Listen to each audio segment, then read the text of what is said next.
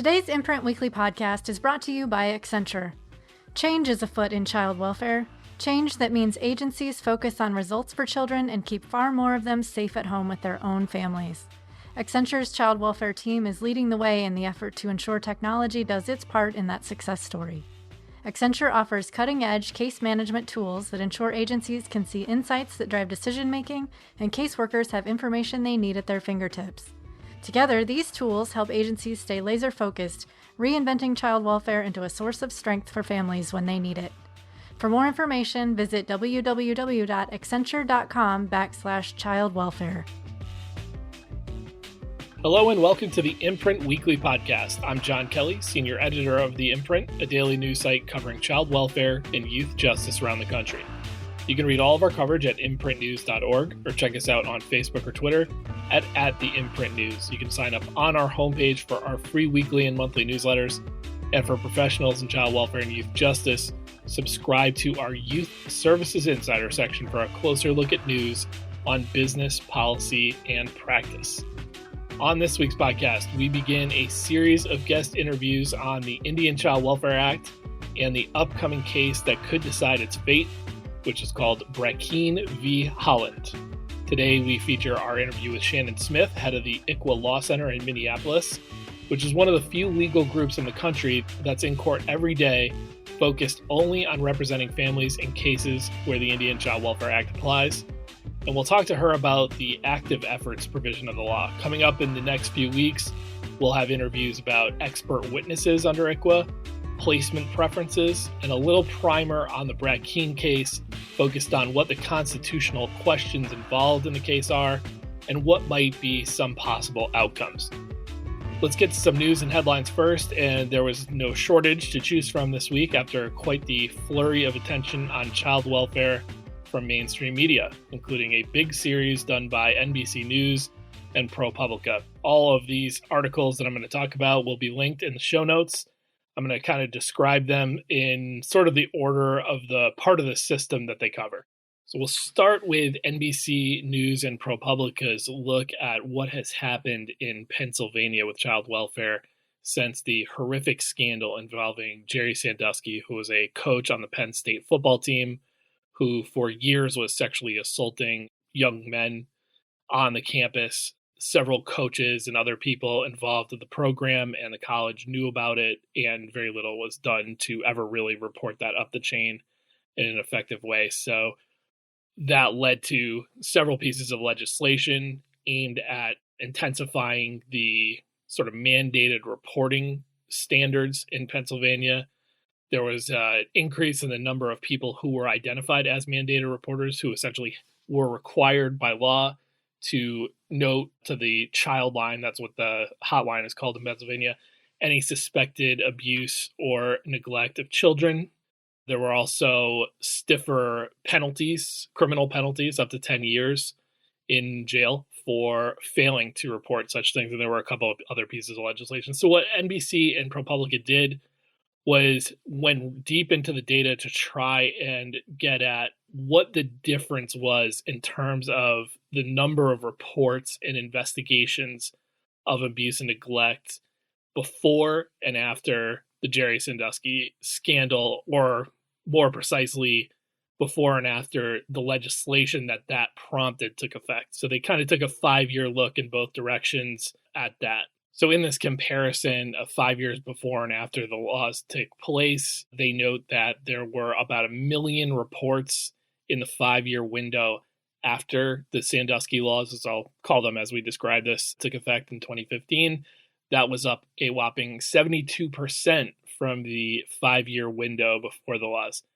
And that led to about 200,000 investigations of abuse and neglect. So about 1 million reports boiled down to 200,000 that were deemed worthy of investigation. And according to the work done by NBC and ProPublica, there were 6,000 more substantiations of abuse and serious neglect in that second 5-year window, according to their analysis. So that shakes out to about 1,200 more kids identified as having likely been abused or seriously neglected in each of those 5 years from 2015 to 2019. So obviously there are more factors than just the stepped up mandatory reporting rules that could have factored into all of this. And I wish that the story had included an overall comparison of investigations in the pre-Sandusky years to the period after. You're just told that the number of reports was up 70-ish%, but not whether investigations went up by a wild amount. I did my own kind of look through Pennsylvania's reports over year, and it indeed shows significantly more investigations. It was always kind of between 20 and 30,000 before 2015, and then it didn't drop below 40,000 until the pandemic in 2020. But what NBC and ProPublica found with sexual abuse allegations does seem to capture that in at least some sectors, so to speak, of abuse and neglect, a net widening on one of the most seriously harmful forms of abuse had seemingly no impact on actually identifying sex abuse. So from 2010 to 2014, the data shows that there were about 30,000 investigations of alleged sexual abuse that yielded 10,410 confirmed sexual abuse incidents.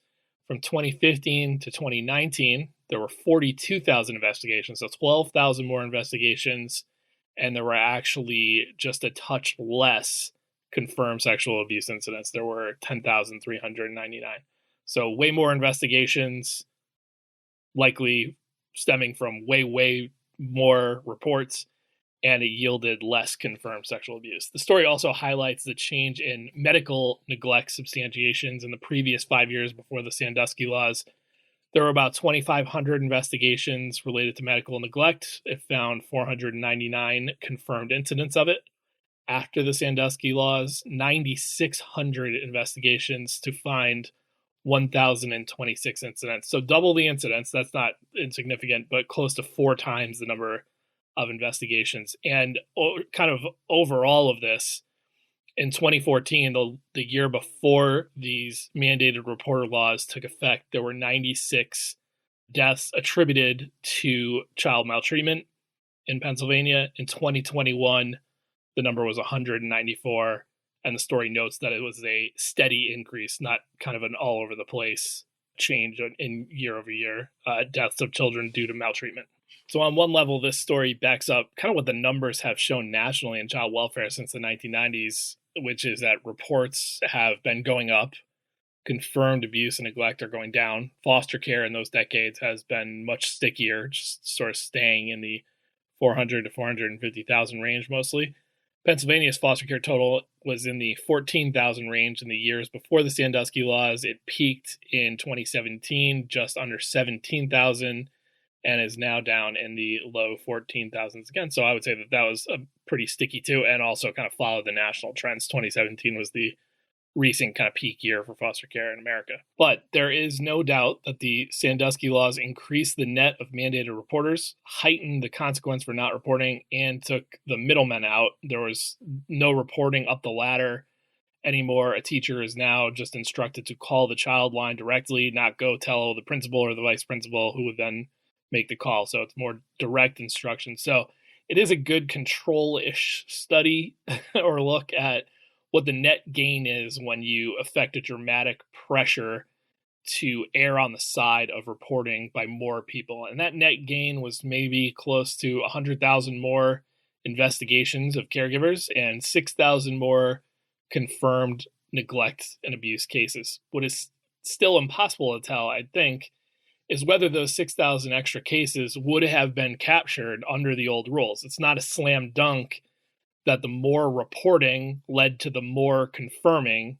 And in fact, the sex abuse and medical neglect numbers raised up in the NBC News ProPublica piece suggest that it probably did not, at least in some sort of segments of maltreatment. One thing this story does particularly well also, though, is call attention to the fact that this was all done, these stepped up mandated reporting laws in Pennsylvania, without a rational increase in the ability to actually accommodate a surge in reports or investigations or do a lot of meaningful training with anybody on how to parse what is and is not worthy of reporting to the child line, which is to say it was done on the cheap. And I suspect that the reason that we see so often when there's a huge scandal like the Sandusky scandal or the Nassar scandal in Michigan, the immediate leap to moving to step up mandatory reporting laws is that just at its core, it doesn't cost any money. It's a free way to kind of symbolize we did something.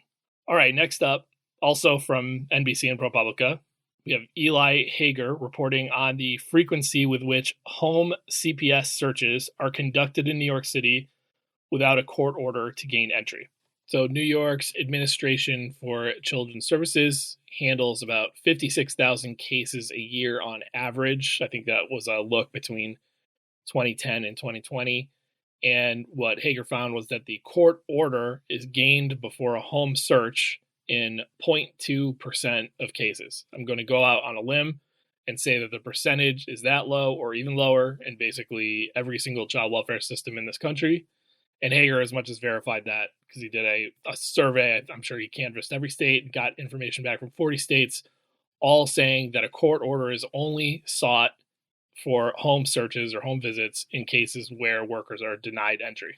Now, this is a story that will not be news to imprint readers, especially our New York readers, because there had been legislation introduced for a couple years now in both the city and state legislatures to require the issuance of a Miranda-style warning when CPS is at the door. So parents already have the right to tell CPS to go get a court order before coming in. The warning would be administered to make sure that parents knew they had that right. Now, down the interstate in Connecticut, there is a version of that happening already, which I believe is delivered in a bilingual statement that the parent is handed at the door. I'm pretty sure that somebody shared that with me one time. We'll see if the coverage here has an impact on the chances of this Miranda-style warning in New York and whether the state and local child welfare agency get behind it, because neither has in previous go-rounds about this bill. Third one, a big story in the New York Times connecting Joe Biden's kinship support proposals and his most recent budget proposal, which came out in the spring, with some context from the real world. We have discussed Biden's specific budget proposals on this podcast before and in the imprint, but the piece by reporter Erica Green in the New York Times is well worth a read. She draws the important connection, in my opinion, between the discussion on kinship support, how to do it better, and the death of Micaiah Bryant, who was an Ohio teenager that was shot by police outside of her foster home last year. Now, much of the focus on that case was around the tragic shooting, and reasonably so. But for child welfare, it was highly relevant, in my mind, that Micaiah and her sister were both doing fine, living with their grandmother, until she was evicted for having too many people living in her apartment, which I think is a circumstance that a lot of people would view and say, is this a spot where we could figure out how to get grandma into a place that would accommodate the number of people needed? That didn't happen. Micaiah ended up in foster care, and the rest is pretty tragic history. Green describes Biden's plans as a $20 billion over a 10-year plan to boost kinship supports. I'm not sure what that math is behind that, what's being counted. I think maybe it includes some funding increases for programs that could be used for kinship support but don't have to be. But for certain, he has proposed that for relatives that become licensed or approved foster parents to care for loved ones, the federal reimbursement will be higher than other placement options. So I won't bog you down with a very technical explanation of how this happens, but basically the Title 40 entitlement is the federal money that flows to states in part to help them pay for foster care. And the rate at which the federal government reimburses states is pegged to this thing called FMAP. It's the Federal Medicaid Assisted Percentage. I probably screwed at least one of those words up, but FMAP. Okay. So at the least, a fairly wealthy state will have a FMAP of 50%. Poorer states tend to have much higher ones. I think Mississippi has the highest, and it's somewhere in the pretty high 70% range.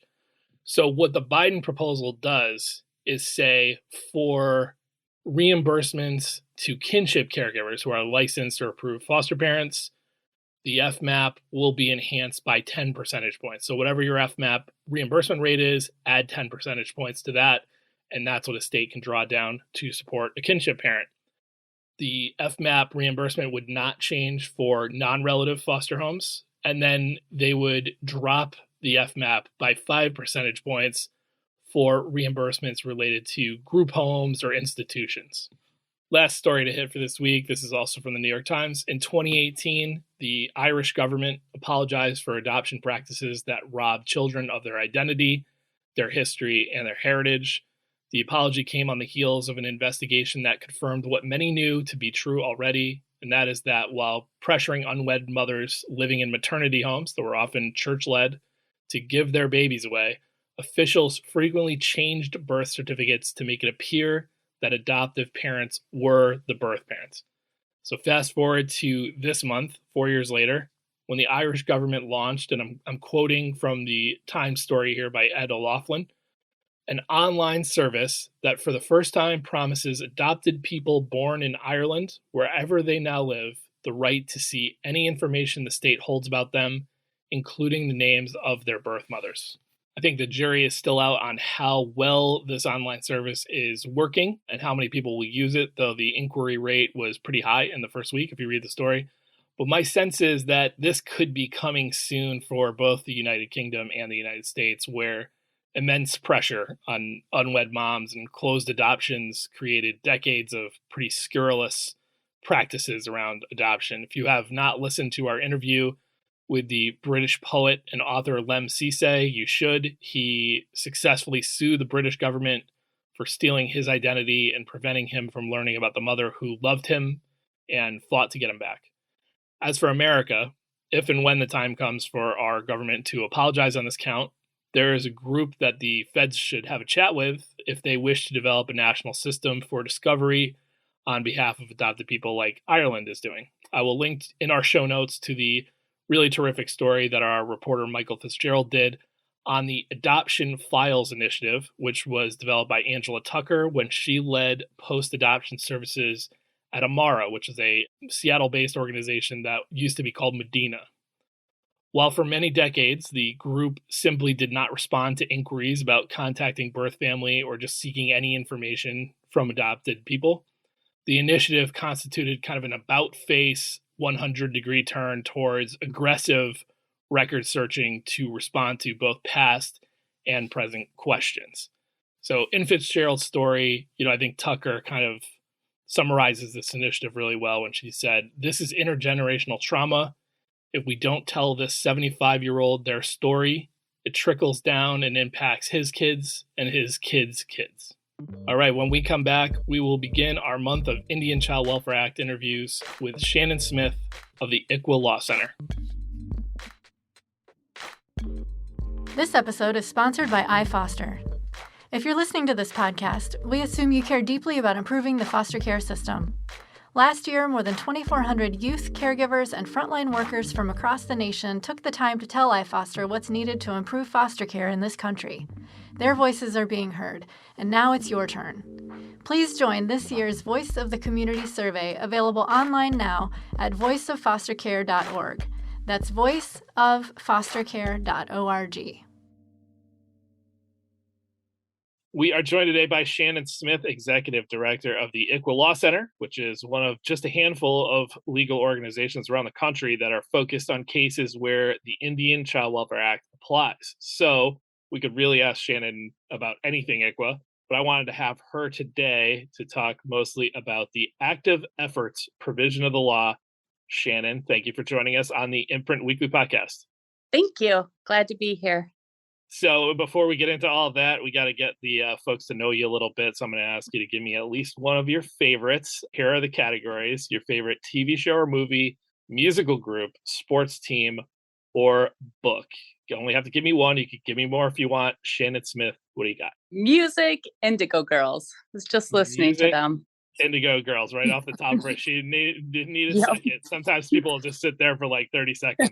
Like, oh, what do I want to say here? So let's start here. Typically, when in the course of a child welfare proceeding is the first time that the Indian Child Welfare Act might factor in or be brought up? I wanted to ask you that. Obviously, as I said in my preamble, I wanted Shannon to talk about active efforts, but she and the folks at ICWA Law Center have this bird's eye view of kind of how this stuff plays out every day, better than probably anybody in the country. So, to that question, just how does ICWA originate or be born into a child welfare proceeding most times? Yeah, absolutely. If if it is done well and done right, it really should be at the very beginning. We often talk about those questions in regards to a child's identity should be talked about at the time of contact. So the very first contact that anyone involved in the system has with the family, those are the kind of questions they should be asking. The law requires, and certainly I think we recognize how important it is for a child's identity, their cultural connections, their heritage to be recognized from the very beginning. Our hope is that that very first contact that anyone within a system has with the family, that those kind of questions are being asked to determine whether in fact there is a connection, a cultural connection, a connection in regards to the family. Ultimately, only the tribe can make the final determination as to whether or not that child is a member of the tribe, but the question should be asked from the very beginning. When do you find it frequently is first asked? I mean, when you're in court over potentially a kid getting removed into foster care, is that typically when the first person stands up and says, hey, is this child connected to any tribe and thus protected by ICWA or connected to ICWA? I think in Minnesota, we do a lot of things really well, a lot of things not so well by our numbers. But one of the things that is done really well is we often see it in the investigation. Mm. So before a case even ends up before a judge, we know in the investigation that that family has identified culturally as Native or has identified with a tribal connection. So it is really done in Minnesota frequently. I would say most frequently prior to court involvement. Would it be fair to say that that is atypical of the country? And I know you know colleagues from all over the place, and probably more the case that if it ever comes up at the right time, it's coming up the first time, later in a case when a removal's on the table. Yeah, I do think that it is. I think you're right. Like, I think that sometimes across the nation that is not what's happening. Washington State Supreme Court case indicating how important, again, it is to ask from the very beginning. Mm. So I think there is a sense of the importance of doing that if we're going to serve children and families well. Right, right. Okay, so now on to active efforts, and I'm going to tee you up here by giving people a little bit of the legal verbiage, but then I want to kind of get to what it means to you and what you feel the actual practical everyday is. But here's what the law says. Any party seeking to effect a foster care placement of or termination of parental rights to an Indian child under state law shall satisfy the court that active efforts have been made to provide remedial services and rehabilitative programs designed to prevent the breakup of the Indian family, and that these efforts have proved unsuccessful. Now, in that definition, you will notice, of course, they don't actually define active efforts. The Bureau of Indian Affairs took a stab at that in a final rule, and they said active efforts are affirmative, active, thorough, and timely efforts intended primarily to maintain or reunite an Indian child with his or her family. So it's somewhat nebulous as a term in and of itself, because of course one person could disagree with another somewhat reasonably on what is active and passive or whatever. So I just want to ask you, as somebody who's just been involved with probably thousands of cases, I would guess at this point, person who deals with cases every day, what does active efforts mean to you, and how does it function as a term of art every day in these cases? Absolutely. I think it is one of the most important concepts of child welfare. And I think Casey Family Programs, in one of their briefs, amicus briefs to the Supreme Court many years ago, talked about it being the gold standard of practice. Minnesota law also defines active efforts as concerted, rigorous, taking into account the practices of the child's culture, taking into account the values of the child's tribe. I think the thing that I see on a daily basis is responding to individuals who are in crisis in a humane way. And that's what active efforts, in my mind, really compels us to do and gives us an opportunity to do. I think often with child welfare, something that has hit me, and this came from a perspective of a mom that I was representing. She was very clearly in crisis and was in a situation where she knew that she was hurting. She knew that she needed help. She was was asking for people to respond to her in a way to make sure that she had a path forward. And I think what so often happens in child welfare through case plans, so these ideas about how a county is going to, or a local social service agency is going to move a family through the process, instead of responding to that family in a way of compassion and empathy that we would do for a family member, the response is often asking that family to do more. So, for example, if we know that someone is grieving, right? Like it's a very common, I think, cultural practice to reach out to that family, maybe to provide them with meals, to bring them things, to try to figure out ways that you could respond to take away some of the things that obligations that they have in order to allow them the space to heal. In child welfare, even though we know that that makes sense on a very human level, often how we respond to families in crisis is to ask them to do more. So instead of giving them space to heal, we say, oh, but you need to do this assessment and you need to make this appointment. And besides that, we want to make sure that you have the right kind of documentation and then show up at court on time and then go to this other place to visit. And so I feel like active efforts is a way to embody the idea of responding to people in crisis and not asking them to do more, but asking us to do more as a system and to respond to them in a more humane way.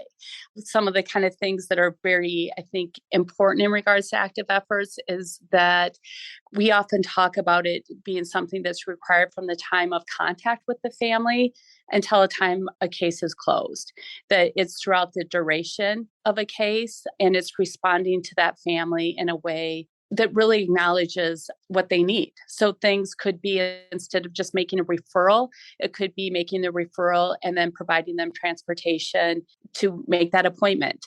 It may be making sure that a referral is made to a very culturally humble or culturally specific provider that can address where the family's at.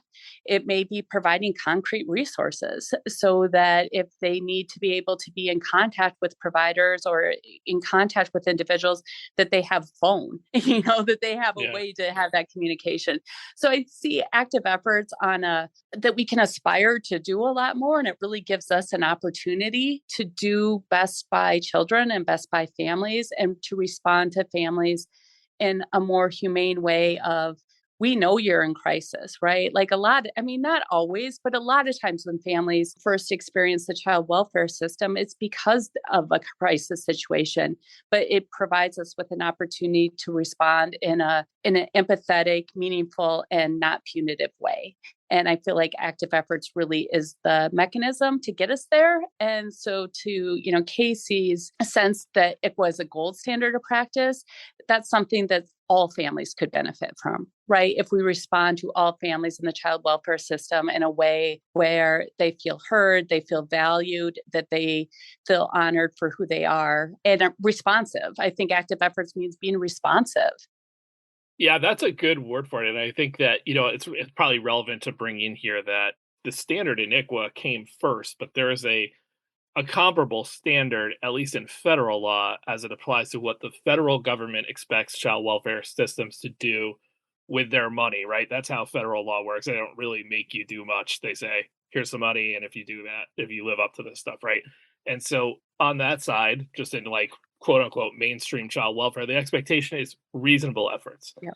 Even the way that sounds comes across, right, a little to me as a bare minimum expectation. You can't do nothing. You don't have to go overboard.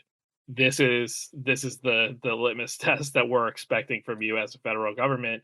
And yeah, right. I think that maybe it's like just listening to you describe some of the things that you see done in the name of active efforts, those would probably be things that wouldn't be expected with that lower threshold. Making sure somebody had a phone, things like that. Absolutely. I mean, I think, with reasonable efforts, a lot of times we see a sense of like that boilerplate language, that, hey, every family should get assessed, right? Every family can benefit from parenting, but we don't really care too much about, what that really means for your family or how that translates to the experience of you moving forward in a good way. I think active efforts truly compels the system to respond to families in a meaningful, purposeful way, and with intent to provide services that are healing for a family.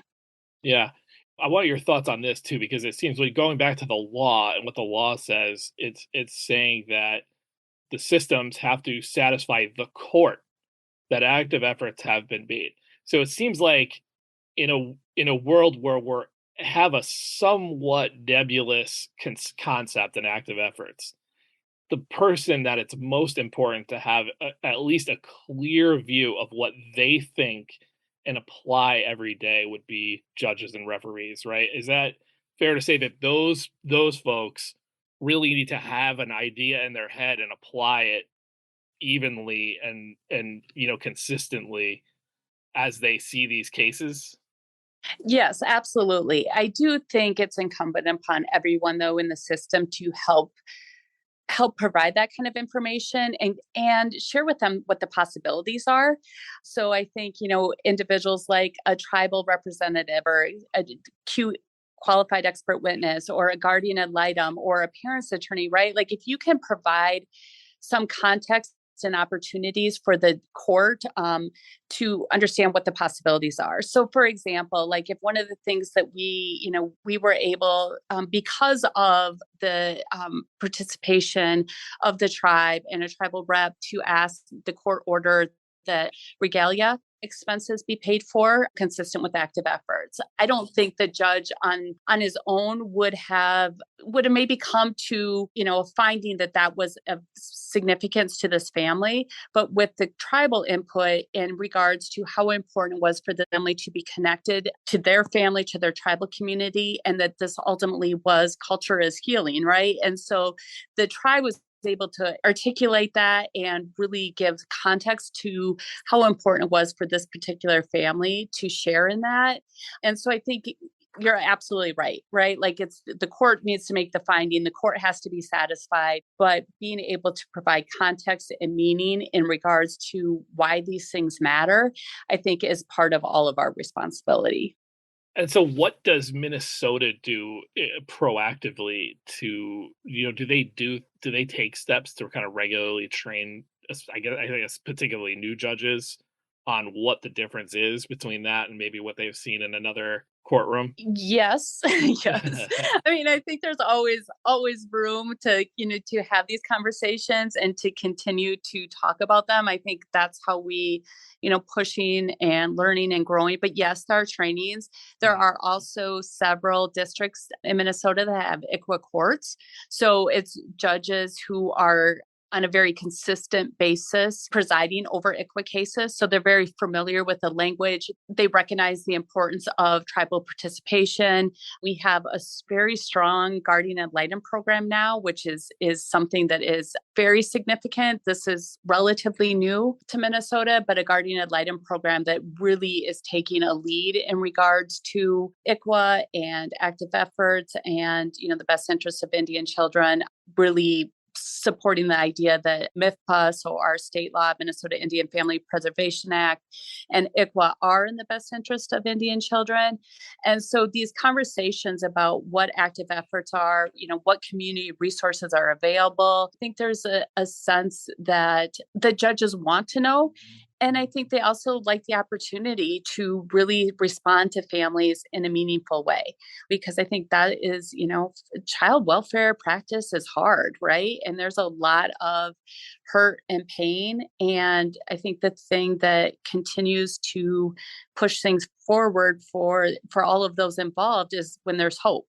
And active efforts are really a mechanism to provide a different way of doing things in a way that responds to a child's connection to their family, responds to a child's connection to their tribe, responds to a child's connection to their community. And if those are things that help a family move forward and strengthen a family, then I think we can all, push forward in a much better way, right? Like I think the ultimate, piece of child welfare is the fear, and I hope it's the fear, right, for every single person working in it, that a family doesn't enter the system and leave the system worse off than when they entered.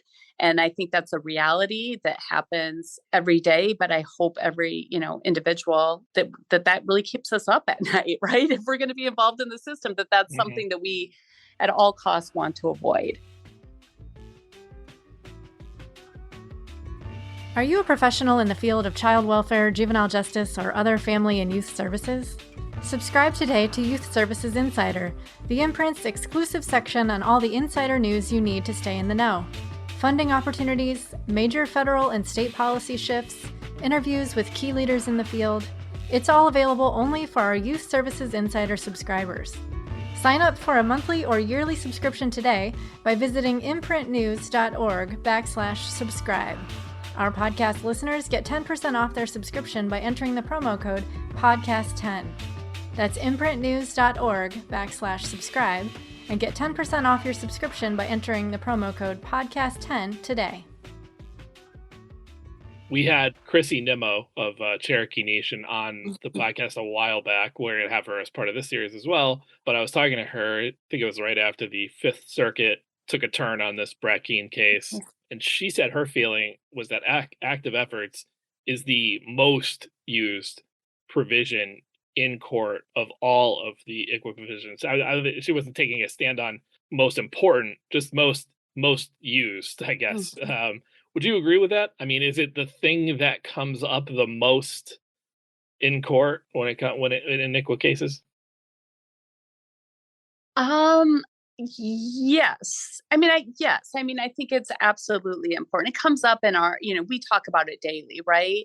I mean, we don't maybe daily use while we're in court, we probably use active efforts daily, but in regards to our interactions with the families that we're working with, I think it's always at the forefront of our mind, not that we're required to provide active efforts, but that we're having conversations with families about what will be helpful to them, right? Mm-hmm. What has happened and what can we do to respond in a way that helps them move forward? And so like at the ICWA Law Center, we have attorneys that are trauma-informed. We've done the trauma-informed classes. We have parent mentors who are parents who have lived experience of the child welfare system and help work with the families that we serve in order to provide hope and really the empathetic ability to be like, hey, I was once in your place and I understand what it's like. And so our hope is that, we're having those conversations that all kind of circle around, like, how do we respond and what are our efforts, even though legally we're not required to provide them. But yes, I think it is really the kind of the heart of the work that we do is responding to families in a way that makes sense in light of what has happened to them. I think a tough question here. I'll get you out of here on this one. The Fifth Circuit, so we were just talking about their decision. One of the things they did, they upheld ICWA and basically, put to bed the assertion in the lower court that it was race-based and unconstitutional on that ground. It did not go there, but it did strike down active efforts. Yeah. Right in this circuit. What happens in your mind, in court every day, if the Supreme Court strikes down active efforts, but mostly leaves the rest of ICWA standing? Because I think weirdly, that's not a crazy thing to think would happen here. Yeah. So what would that look like, if that thing that's happening every day, that's a frequent provision, is gone, but the rest of it stands? I am very hopeful that because of the enormous amount of work that has gone on in Minnesota, certainly throughout the country, but we have a state statute that defines active efforts and defines it in a way very similar to the BIA guidelines. And so I am confident that we have done so much work and worked so hard in regards to support from tribal communities, tribal leadership, from state leadership, from judicial leadership in the state, that our state policy is very clear, right? That active efforts are the kind of work and the response that is really necessitated by the system, right? Like if we are going to bring families into a system or respond to families in a systematic way, we have to do it in a way that is responsive to their needs. And that's very clear policy in Minnesota. So regardless of, of the idea of if active efforts was struck down, I think right now in Minnesota, we have a state law, we have state policy that provides us with exactly what we're doing today. I think ultimately, the idea and this is a kind of a larger question, right? But like the child welfare system as a whole is not working for a lot of families. And so I am really frustrated with the idea that instead of raising the bar to protect all children, that somehow we want to say, look at this lower level of efforts is how we want to respond to families who are hurting, for any families. And so this whole idea of, of active efforts being struck down, I think is just it's really troubling in the sense of we already have a child welfare system that's struggling. Why don't we do better by all children? And why don't we provide all children with active efforts? Why would we want to have a case plan that is punitive, a case plan that doesn't respond to a family's needs when we have an opportunity to do things better? So I'm hopeful in Minnesota. Absolutely, having a federal policy and a recognition has absolute importance. And, and I think that, it absolutely will cause pain and difficulties if it were struck down. For the work that I do every day in Minnesota, I also know that we have an extremely strong state policy that is absolutely clear in regards to active efforts are in the best interest of children. They're in the best interest of Indian families, and that work will continue. Right. So there's Minnesota is among the, I do not know off the top of my head, but I want to say it's close to a dozen states that have essentially incorporated national federal ICWA into state code. So fair to say that in most of those states, whatever happens at the Supreme Court level, there's going to, at least in that moment, that will not really change anything for you guys. I guess my question, is for a state that doesn't have that, if this, I guess, is it fair to characterize active efforts as sort of a foundational layer, because it's something that happens or really starts early? If you knock that out, I just am curious, like, what would happen to the rest of the provisions that would be standing, but without this kind of part underneath it. So the place preferences and things like that we'll talk about in subsequent episodes of this series, what happens to them all. Yeah, no, I think it's I think it's a really important question, right? Because I think there's some really good language and kind of that kind of speculation in the Washington State Supreme Court opinion, talking about how we respond to a family early on and how we engage to a family early on matters, right? Like we're with active efforts, there's a trajectory of cases, right? So if a family that already and has justified reasons not to trust a system, and then no responsive services are being offered or no meaningful services are being offered, the implications could be extreme, right? Like that family isn't, if they're not able to navigate a system that isn't responsive to them, which would make logical sense, right? Like if you have a system you don't trust and now they're not responding to you in a way, ultimately could lead to more children being out of home, right? Yeah. Or more children experiencing longer times in foster care, more children, experiencing a termination of the parental rights in cases where it absolutely might not be necessary.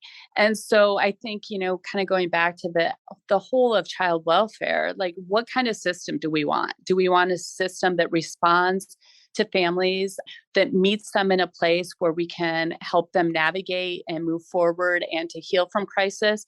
Or do we want a system that continues to be punitive and punish, families and leave them in a place where they're permanently separated?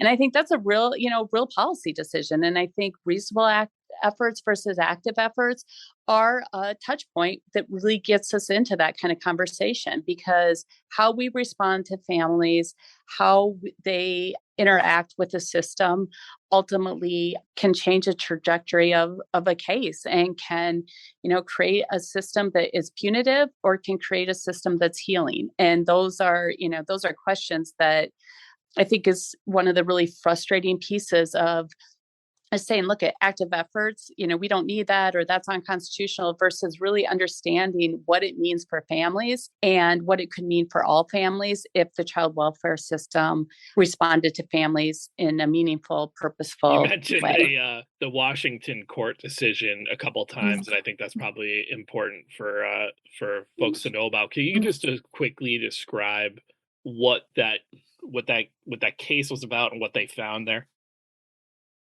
Yeah. So, one of the things was, well, there's a couple of decisions. There's some really strong language in regards to ICWA and understanding coming out of the Washington State Supreme Court in a couple different decisions. But one of them is about the importance of ICWA itself, recognizing that children are sacred, and that as being sacred, that they are the most important resources of tribes to continue to exist. And one of the decisions talks about a reason to know. So when a county, so kind of going back to one of the very first questions you asked me, when do those questions have to start being asked? And when is it incumbent upon an agency to know that ICWA might apply, right? And so asking those questions, but tied to that, and one of the things that the court recognized is those questions are really important at the beginning, but they're important also because if you provide active efforts at the very beginning, the family's experience might be very different every step of the way in the process, right? Because if they're being responded to, if they're being heard, if their needs are being recognized and listened to, that ultimately may have a different outcome. So one of the decisions is that, there's not a futility argument for active efforts, that they really need to be provided from the time of contact till the time a case closes. But it's also connected with the idea that an agency or someone, local social service agency needs to identify a family. And when they have reason to know, they need to start treating that case as ICWA, because providing those kind of services at every step of the way will have an impact on those families, and it's important. Shannon Smith, Executive Director of the ICWA Law Center, thank you so much for joining us on the Imprint Weekly Podcast. Of course. Thank you. I appreciate. Thanks to Shannon Smith of the ICWA Law Center for joining us today, and thanks to Accenture and iFoster for sponsoring this episode. The Imprint Weekly Podcast is a production of Fostering Media Connections, a California-based nonprofit that publishes the imprint Fostering Families Today and operates the Youth Voice program. This podcast is produced and mixed by Christine Anjoko, with music by Luke Giroux and Cyrus Elia. If you enjoyed this episode, we would love it if you'd consider subscribing or giving us a 5-star rating on Apple, Spotify, or wherever you download your podcasts. And we would greatly appreciate if you would consider supporting our work here on the podcast and in print. Small donations from our listeners and readers go a long way towards helping us grow and cover more great stories in child welfare and youth justice. To support us, it is super easy. Just visit imprintnews.org/donate. You can follow The Imprint on Twitter and Facebook by searching the handle @TheImprintNews, and visit us on the web at imprintnews.org. You can always email us at tips@imprintnews.org. I'm John Kelly, and we'll see you next week.